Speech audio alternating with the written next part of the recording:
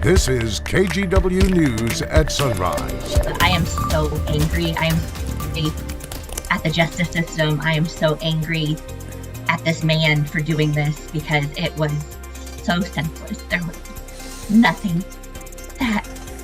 was nothing that Mike was doing.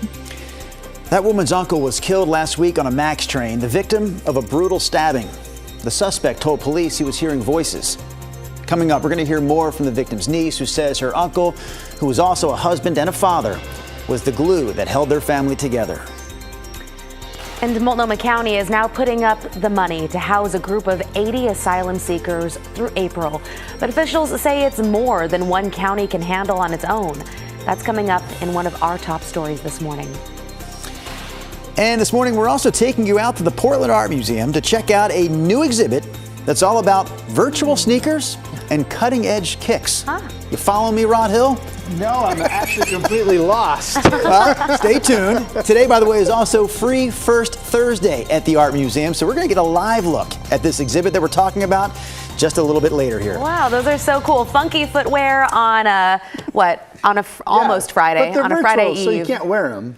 It's like, it's art. You're going to learn all about it. Okay, thank you. All right. All about it coming up. All right. Okay. Yeah, Christine mentioned another chilly day. Chris has been here in front of the weather map talking about it, and now it's my turn. Yesterday only 6/100ths of an inch went in the rain gauge out of PDX, and again today, scattered showers, yes. A lot of total rain, no. Noticed light snow to flurries over the Cascades, falling as low as 2,000 feet, by the way, so that is an indication of how chilly the overall batch of air is. We're at 43, mostly cloudy across Portland right now. Scattered showers around the region expected, 48 at noon. Maybe we get up to 53. Yesterday it was 54. Here is Mr. McGinnis. It's a far cry from that 78 on, Tuesday? Oh, yeah. My goodness. All right, here's the drive over the Glen Jackson Bridge. It is wide open. It is dry for now, so that's good. Interstate 84 looks good. This is the Banfield near 82nd Avenue. One more check on the drive through Tualatin, pardon me. This is I-5 at the 205 interchange. That is the northbound commute right there, and it is moving right along. Guys, smooth sailing on the freeways so far. Good to hear, Chris. Thank you. A group of 80 asylum seekers, including more than 30 children, now have a place to stay in Portland through the end of the month. They were facing the possibility of living on the street when funding for their hotel rooms ran out.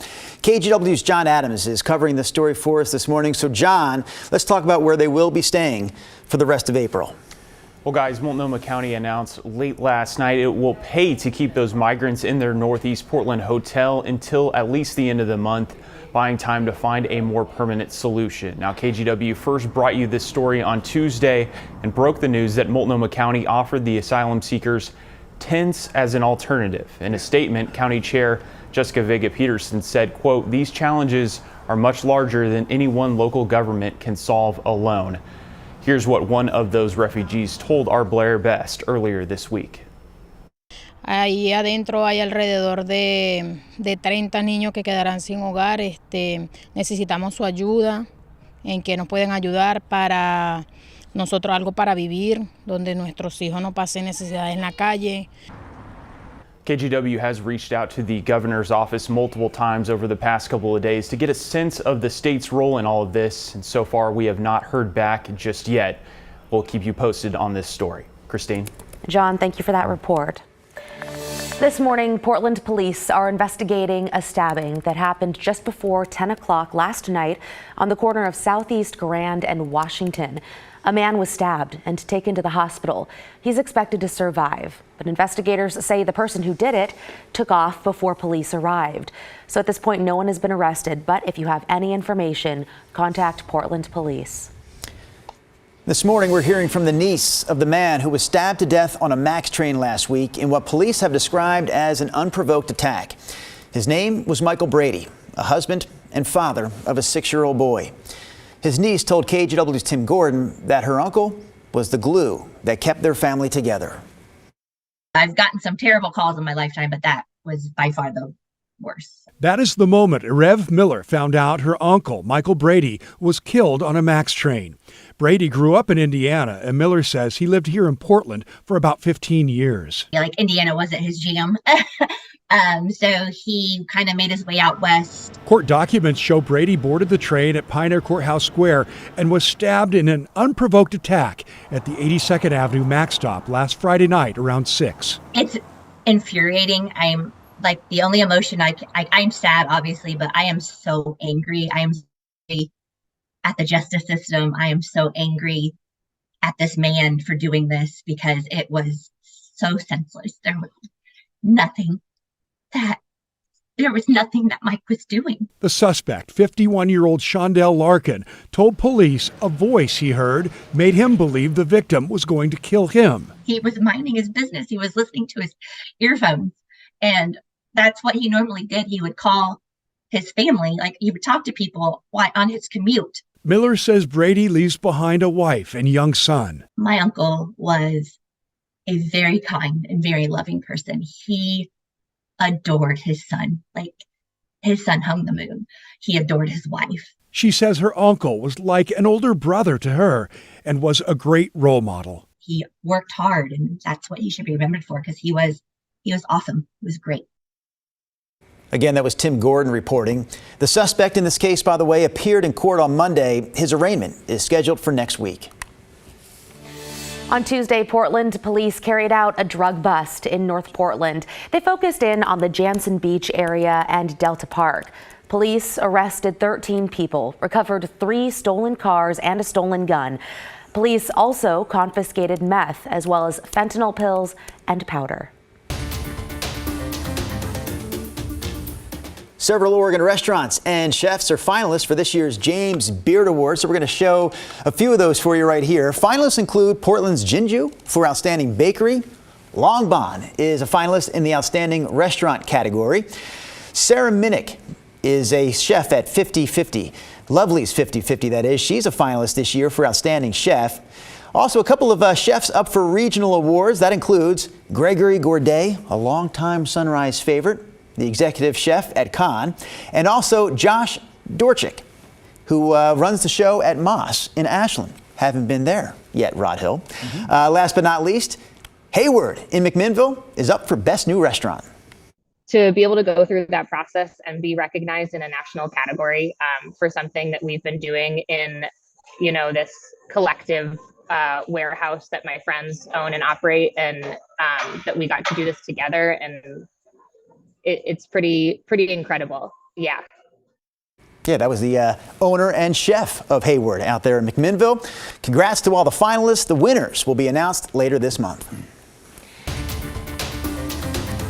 And this morning, our Sunrise photographer Chad Dehart is out at the Portland Art Museum for its free First Thursday event, and we're looking at their new exhibition called Future Now, Virtual Sneakers to Cutting Edge Kicks. Museum officials call it a groundbreaking new exhibit featuring nearly 60 futuristic footwear designs, pushing the boundaries of what footwear can be. And right now, we are looking at some octopus shoes.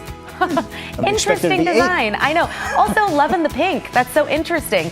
Admission to the Portland Art Museum is free every first Thursday of the month from 10 a.m.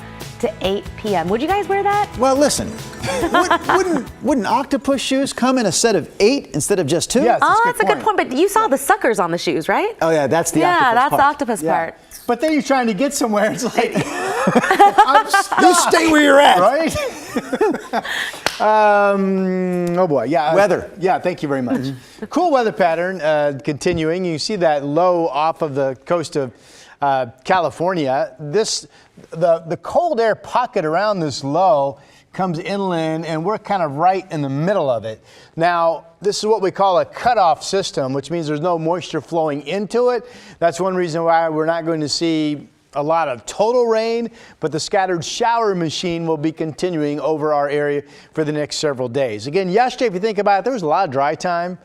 For the most part, the rain showers that came quickly and left quickly, and we'll see that again today. We had thunderstorms out in eastern Oregon yesterday, but that threat mainly, I think, is over into Idaho today. This is light snow over the Cascades down to 2,000 feet, rain showers out in the gorge. There's some showers offshore, but not a lot along the coast right now, and you can see it's dry currently if you're traveling up into Longview or Seattle. Here are the light snowflakes falling over the Cascades. That's Timberline Live 22. Highway 26 is clean over Government Camp. It's 29, but we do have snow cover. Tough to see, but there is snow cover over Santee Ann Pass. So again, FYI, snow levels will be there'll be mostly snow precipitation over the high country. No watches, no warnings, no advisories, nothing like that. Just realize you could see some snow falling up there.